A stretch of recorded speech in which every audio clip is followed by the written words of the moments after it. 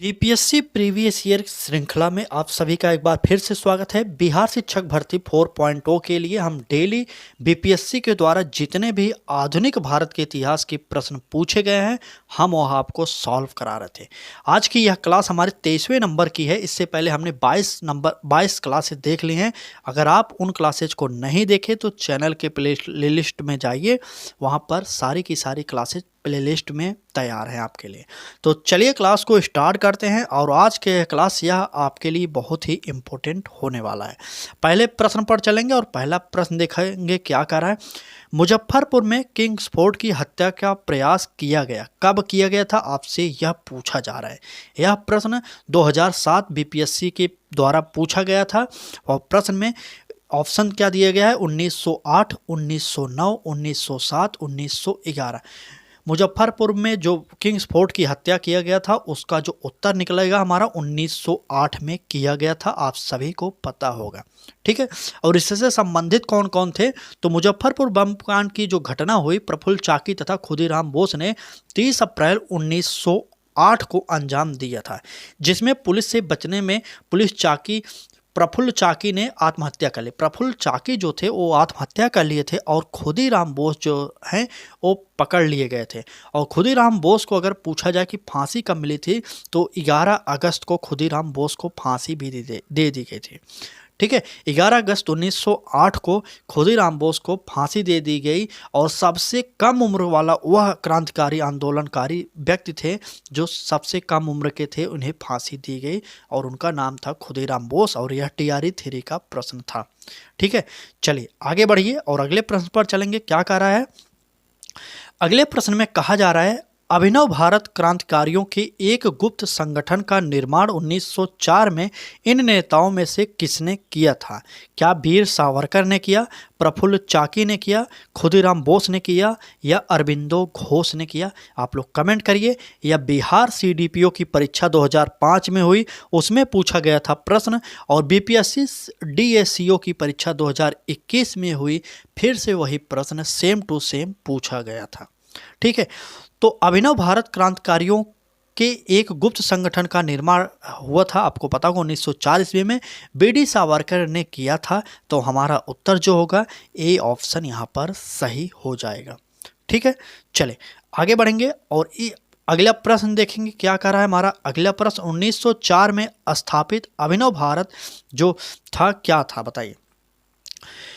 A option में कह रहा है क्रांतिकारी गतिविधियों से संबंध एक गुप्त संगठन, बी ऑप्शन कह रहा है एक समाचार पत्र, सी ऑप्शन कह रहा है एक मजदूर संघ आंदोलन और डी ऑप्शन कह रहा है इनमें से कोई नहीं। 1995 में पूछा गया बीपीएससी के द्वारा, फिर से 2017 में यही प्रश्न पूछा गया था।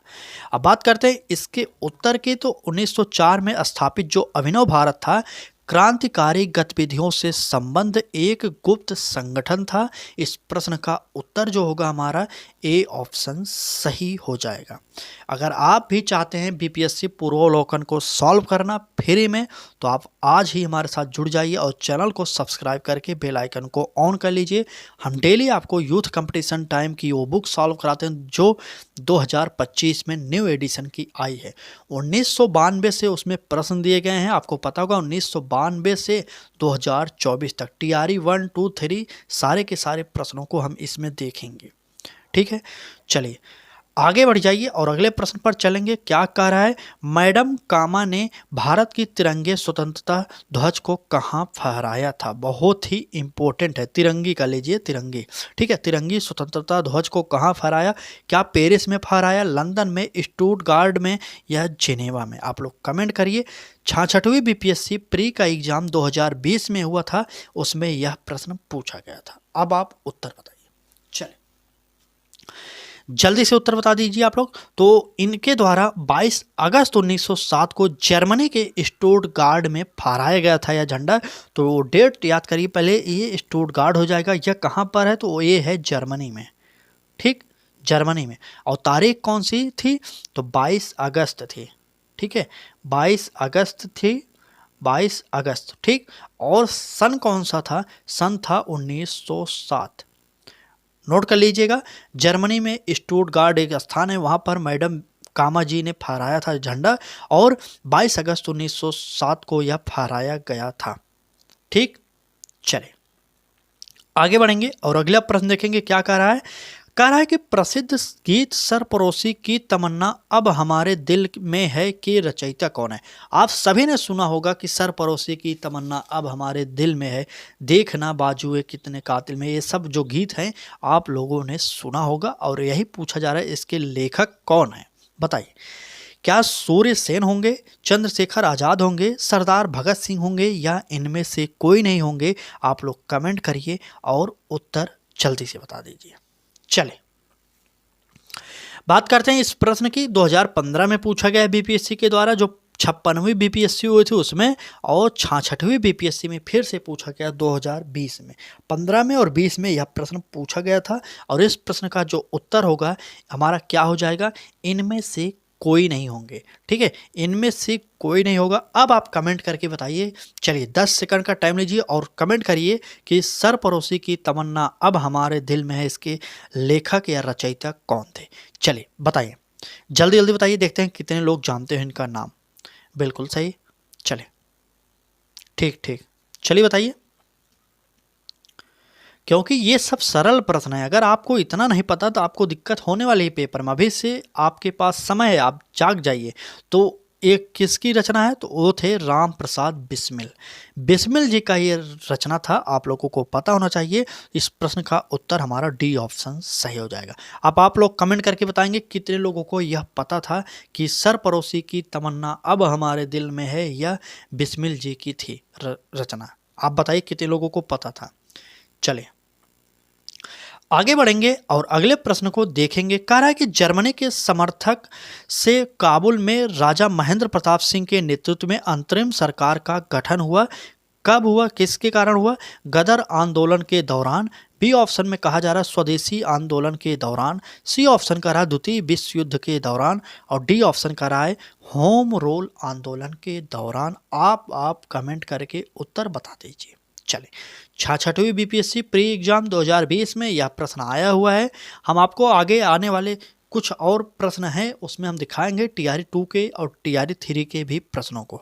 ठीक है, तो बने रहिएगा। हम आज यह क्लास आपके लिए बहुत ही महत्वपूर्ण प्रोवाइड कर रहे हैं।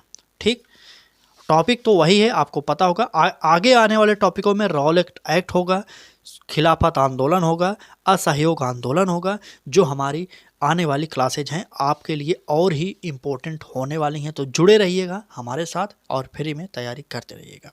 ठीक है, चलिए बताइए इस प्रश्न का उत्तर।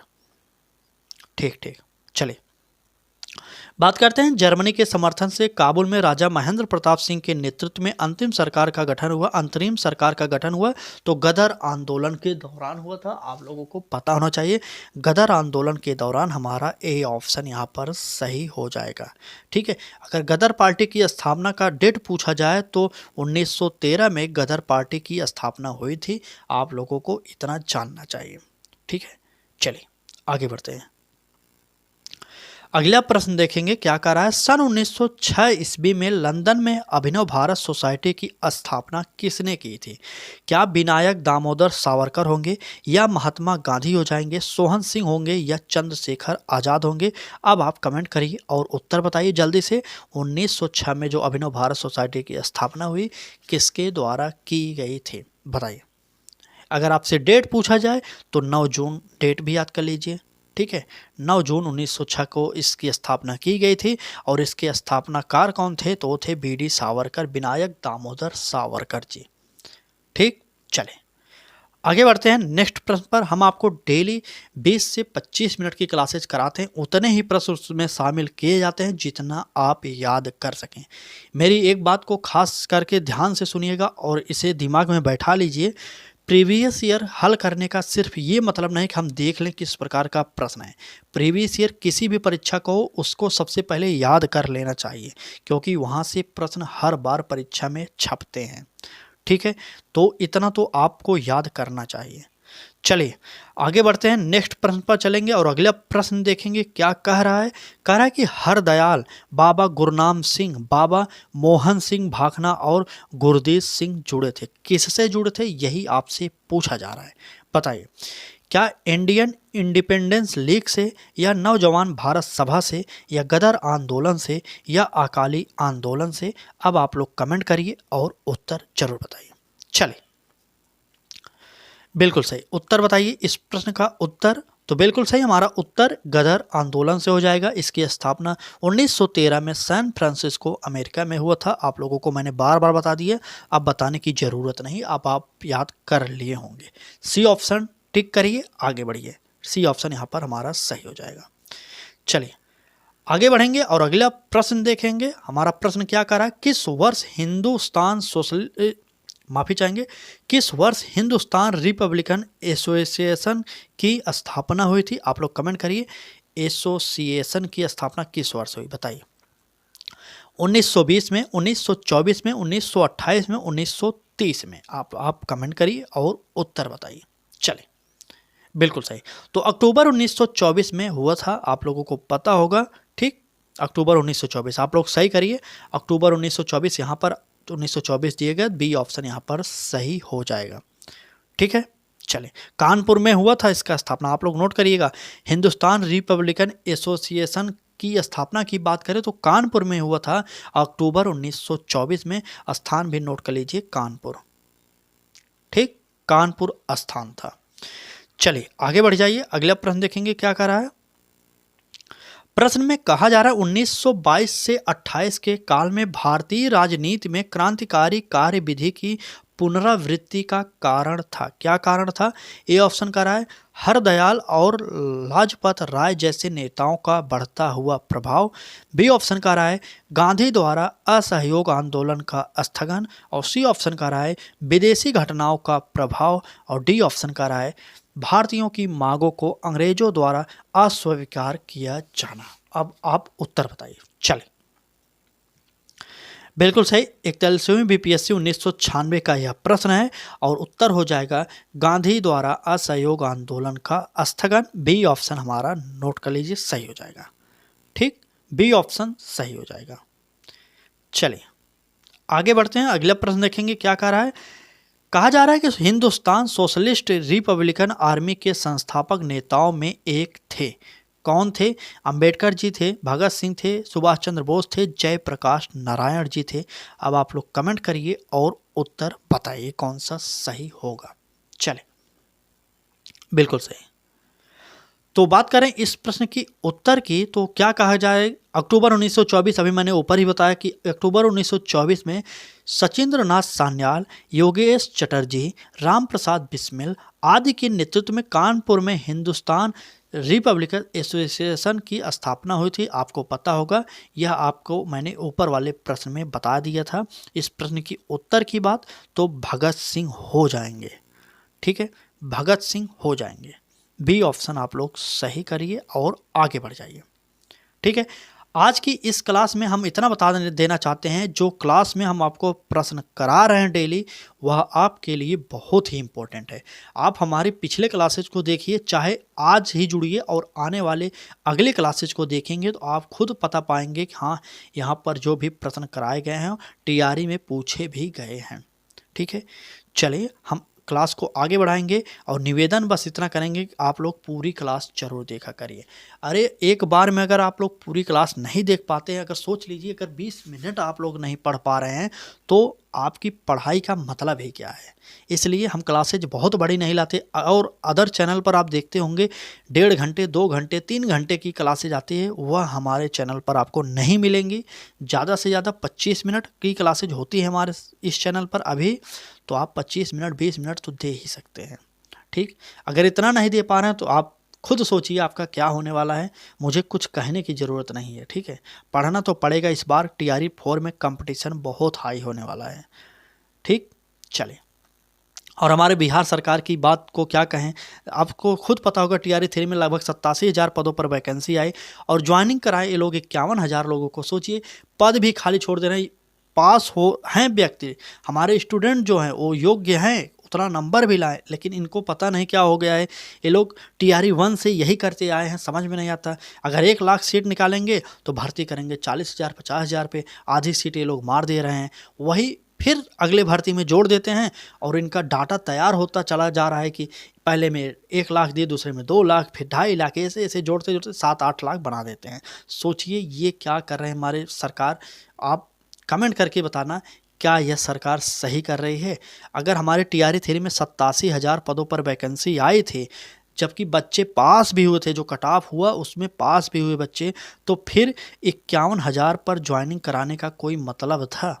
सोचिए 51,000 पर अगर ज्वाइनिंग हुई, फिर भी 36,000 पद अभी बच गए। सोचिए यही 36,000 पद उठाकर टीआरई 4 में जोड़ देंगे और दिखा देंगे कि बहुत बड़ी वैकेंसी आई है, लेकिन फिर वही करेंगे, जब रिजल्ट आएगा फिर उसमें से वैकेंसी बचा लेंगे। तो क्या कहा जाए, कुछ समझ में नहीं आ रहा। सरकार अपने मन की करती है, स्टूडेंट का कोई समझता नहीं है। ठीक, फिलहाल हम कुछ नहीं कर सकते, बाकी पढ़ाई करते रहिएगा, जो होने वाला है वो तो होगा। ठीक है, अपने तरफ से पूरी कोशिश करिए कि इस बार 4 में आपका सिलेक्शन हो जाए। चलिए देखेंगे, क्लास आगे बढ़ाएंगे और देखते हैं प्रश्न क्या कह रहा है। कह रहा है इंकलाब जिंदाबाद का नारा किसने दिया? क्या इकबाल ने दिया, महात्मा गांधी, भगत सिंह या सुभाष चंद्र बोस? किसने दिया था इंकलाब जिंदाबाद का नारा? आप उत्तर देकर बताइए। बात करते हैं इकबाल ने क्या कहा था, सबसे पहले ये बताइए। बहुत सही। तो इकबाल ने कहा था सारे जहां से अच्छा हिंदुस्तान हमारा, हम बुलबुलें हैं इसकी, ए गुलसिता हमारा। यह जो गीत था यह इकबाल के द्वारा लिखा गया था। अब महात्मा गांधी ने कौन सा नारा दिया? अब महात्मा गांधी की बात करें, ठीक बताइए। अंग्रेजों भारत छोड़ो यह कहा था महात्मा गांधी ने। करो या मरो का नारा दिया महात्मा गांधी ने। ये 2 नारा इनका भी याद कर लीजिए। अब बात करते हैं भगत सिंह का। भगत सिंह ने क्या कहा? तो इंकलाब जिंदाबाद कहने वाले भगत सिंह ही थे, आपको इनको जानना चाहिए। अब सुभाष चंद्र बोस के कुछ नारों को सुन लीजिए, इन्होंने कौन सा नारा दिया?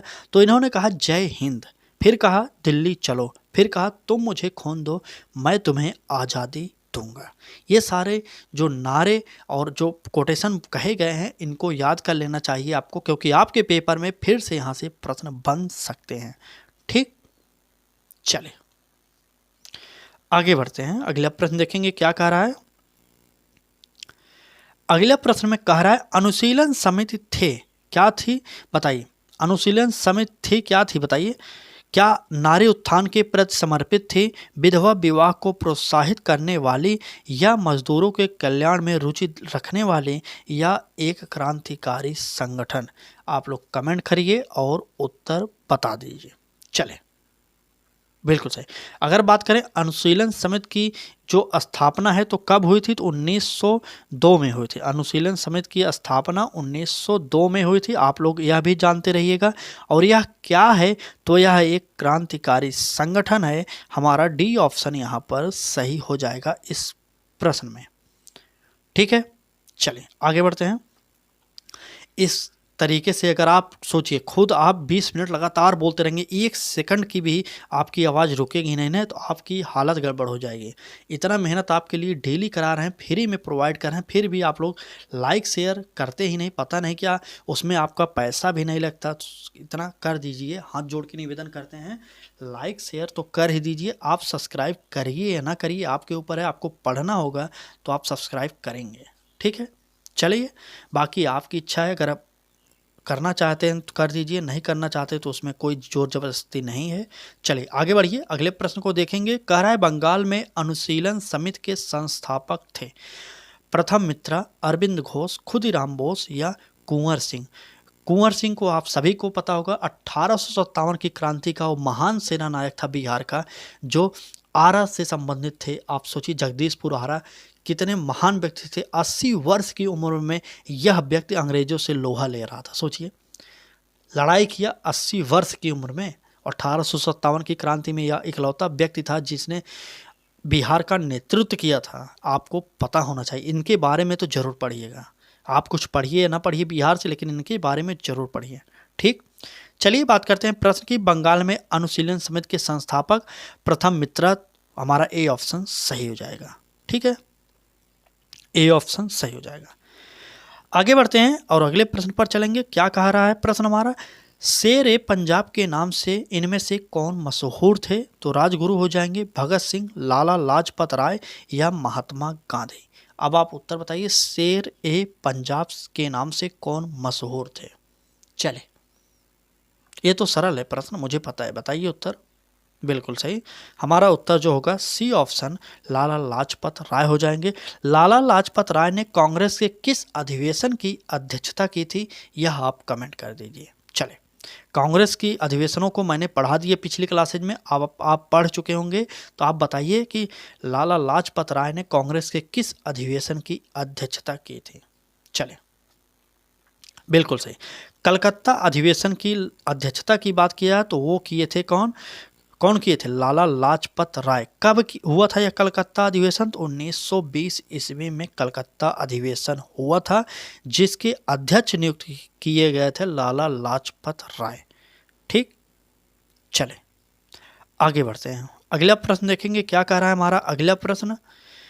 इस प्रश्न में कहा जा रहा है करजन वायली की हत्या के आरोप में, यहाँ पर थोड़ा सा मिसप्रिंट हो गया है, चले इसको काट दीजिए, के आरोप में लिख लीजिए, ठीक है। के आरोप में किससे मृत्युदंड दिया गया था, बताइए, करजन वायली के हत्या के आरोप में किससे मृत्युदंड की जो है दिया गया था, मदन लाल ढींगरा को, उधम सिंह को, भगत सिंह को, महात्मा गांधी को। तो आप लोग कमेंट करिए और उत्तर बताइए। अभी मैंने ऊपर ही बताया, करजन वायली की हत्या करने वाले मदन लाल ढींगरा को फांसी की सजा दी गई थी। ठीक है, इस प्रश्न का उत्तर हमारा जो निकला ए ऑप्शन सही हो जाएगा। ठीक, चलें आगे बढ़ते हैं, और आज की इस क्लास में बस इतने ही प्रश्न थे। बाकी क्लास अच्छी लगी हो तो लाइक कर दीजिएगा, चैनल को सब्सक्राइब नहीं किए तो कर लीजिए, क्योंकि आपको अपने लक्ष्य पर पहुंचना है तो लक्ष्य तक से जुड़ना ही चाहिए। ठीक है, बाकी क्लास कैसी लगी यह बता देना। कल फिर एक नया टॉपिक आएगा जो आपके लिए बहुत ही इंपॉर्टेंट टॉपिक होगा, जुड़ना ना भूलिएगा सुबह 10 बजे में। तब तक के लिए धन्यवाद। चलें पढ़ाई करते रहिएगा, धन्यवाद।